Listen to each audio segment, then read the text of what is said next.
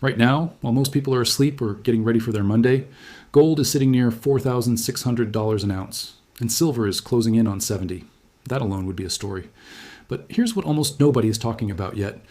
In 6 days, a man who once single-handedly crashed this exact rally is going to stand on a stage in Wyoming and say something that could decide where gold and silver go for the rest of the year. And the strange part is, the last time this same man made headlines about the Federal Reserve, gold and silver didn't rally, they collapsed. So the question isn't just, why are gold and silver ripping higher this month? The real question is why the market is now betting.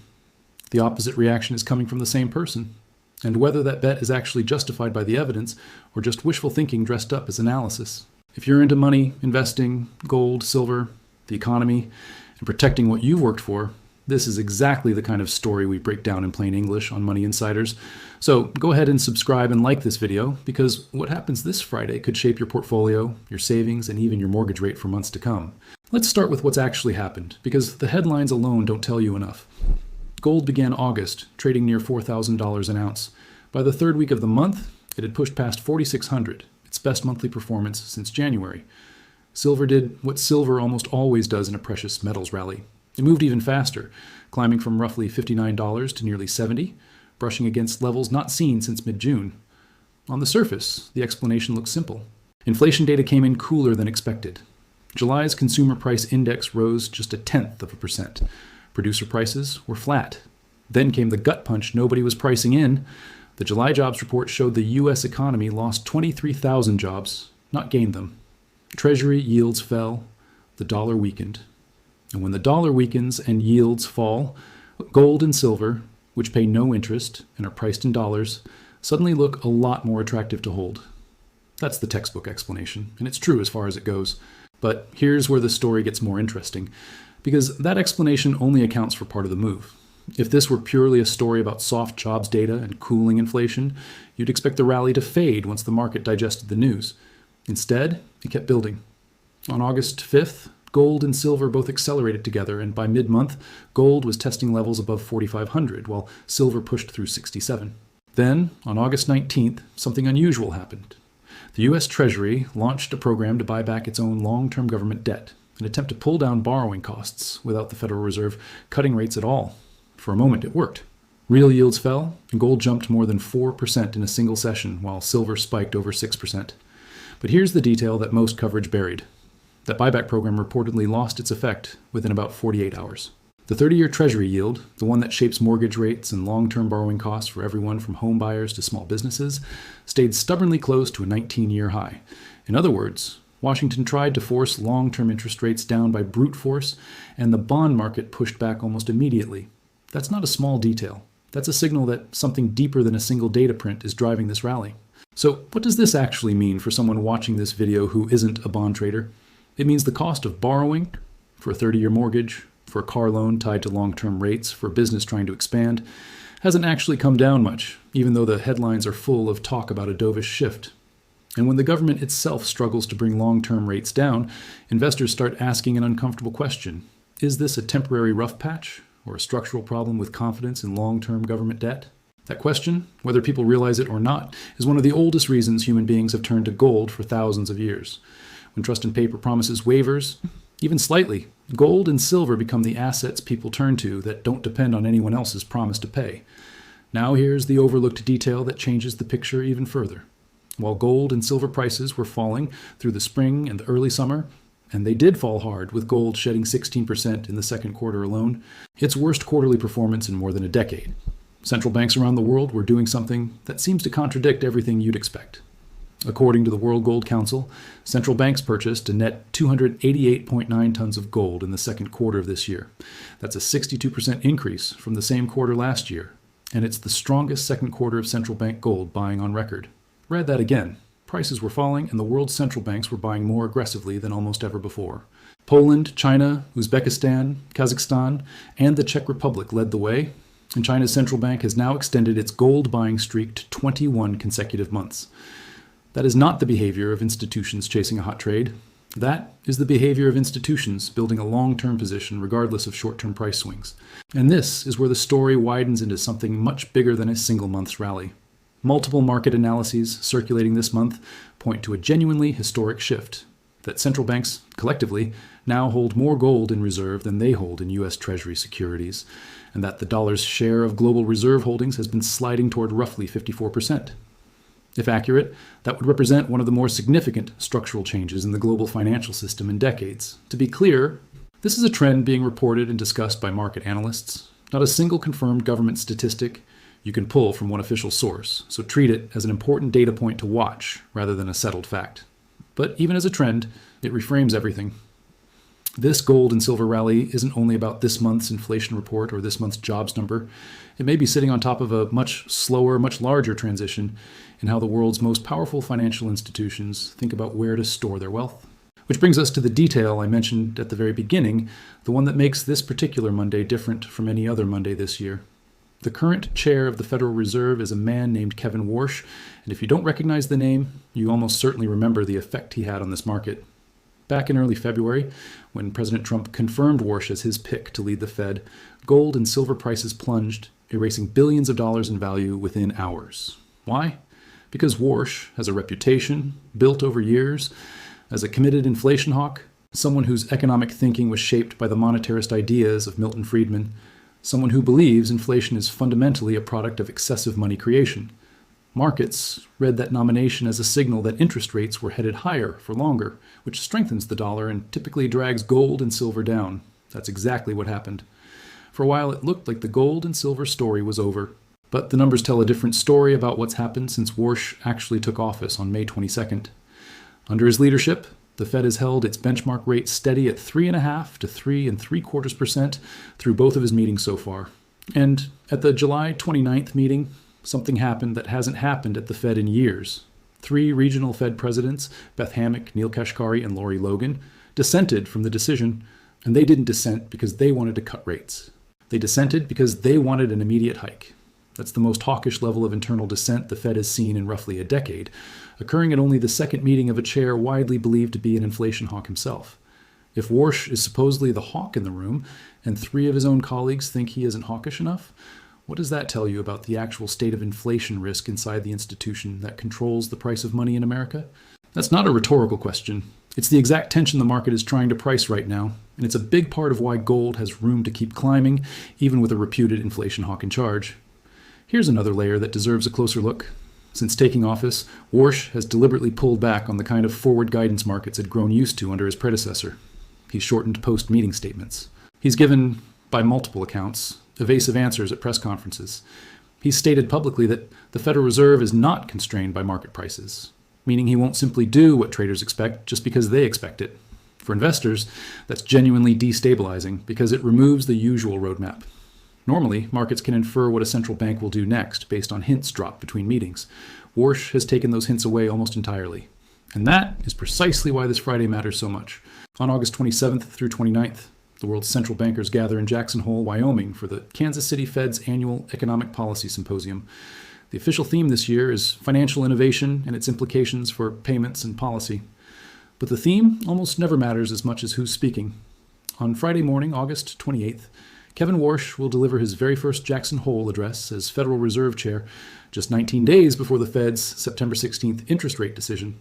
He's told reporters he wants the speech to step back from what he calls nearsighted debates over quarter-point moves and instead address bigger structural questions about where monetary policy is headed over the next decade.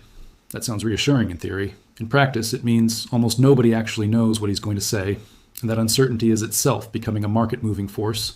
This is where the historical record becomes genuinely important, because Jackson Hole has a track record of reshaping markets in a single morning. In 2022, then-Chair Jerome Powell used this exact stage to deliver a blunt warning about the economic pain required to bring inflation down, and the Dow fell 3% that same day.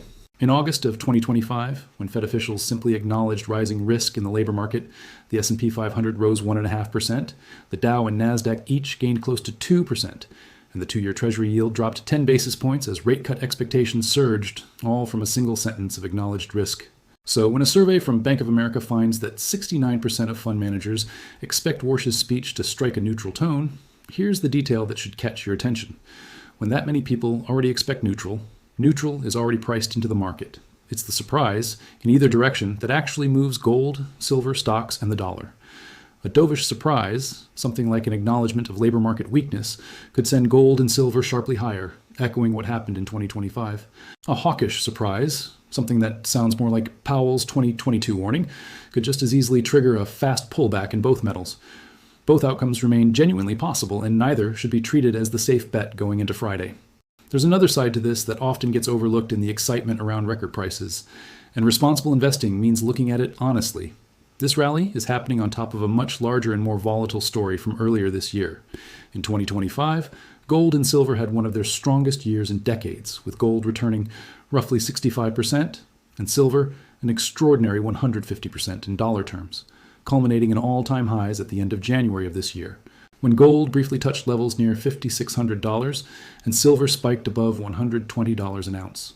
What followed was a brutal correction.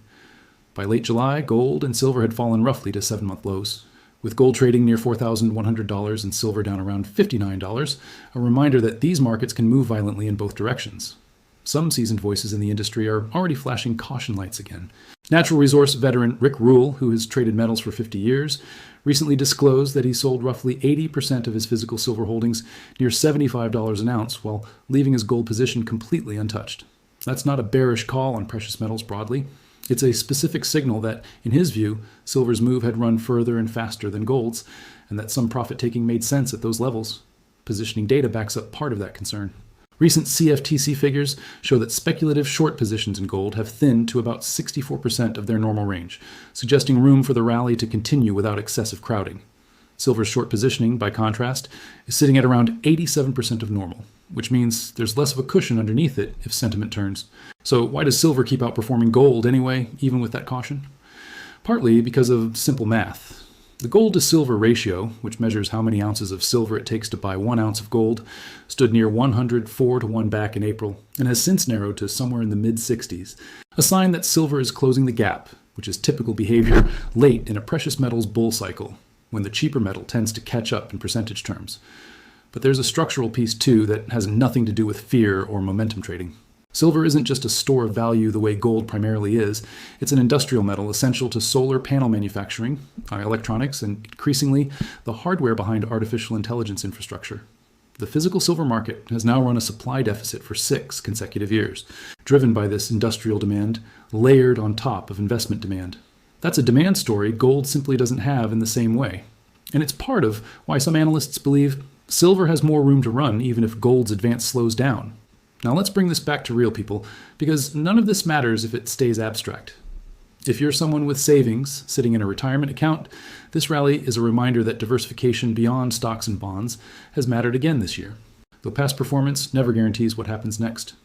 If you're a homeowner or planning to buy, the fact that long-term Treasury yields have stayed stubbornly elevated near a 19-year high, even after the government's own attempt to push them down, suggests mortgage rates may not fall as quickly as some hoped, regardless of what happens with short-term Fed decisions. If you're someone who's been watching your grocery bill and gas prices and wondering whether your paycheck still stretches as far as it used to, the structural story here, central banks quietly stockpiling gold, the dollar's share of global reserves reportedly drifting lower, long-term borrowing costs staying elevated, is really a story about purchasing power and trust in currency over time, playing out at the highest levels of the financial system, not just in your grocery cart. None of this means gold or silver are guaranteed to keep climbing. Major institutions have actually revised their year-end targets down from the highs they were projecting back in January, even though most remain above where prices sit today. Goldman Sachs has pointed to a target near $4,900 for gold. JP Morgan has cited a fourth quarter target near $4,500. Bank of America's figure sits lower still, near $4,360.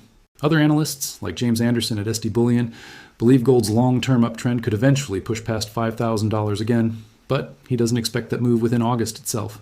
These are forecasts, not guarantees, and they've already shifted once this year.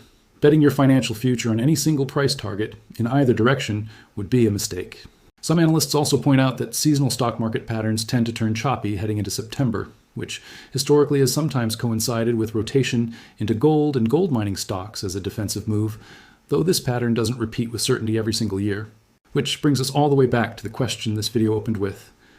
Why does a single speech in Wyoming carry so much weight over an asset as old as gold and a metal as industrially essential as silver?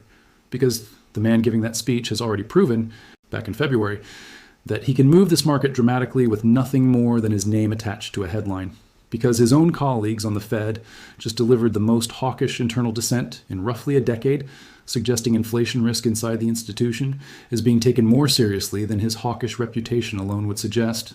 Because the Treasury's own attempt to force long-term rates lower fizzled out within 48 hours, revealing that the bond market isn't simply going to do what Washington wants.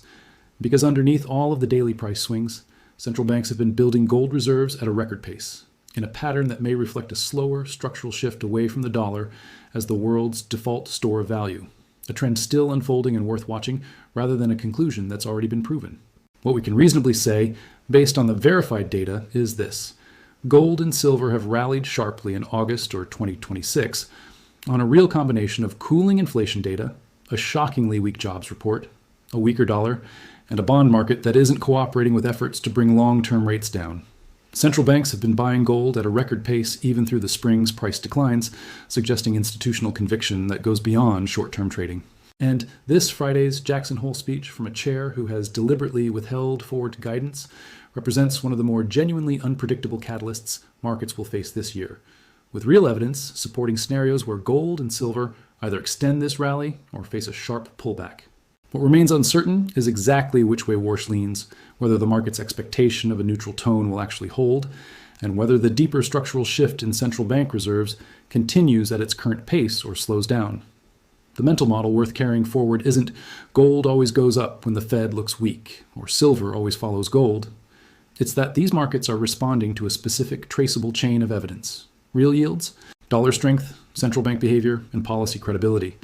And that chain is worth watching closely in the days ahead, especially this Friday morning, rather than reacting to headlines alone. If you learned something new today, make sure to subscribe to Money Insiders and like this video. More powerful financial insights are coming next. This video is AI generated.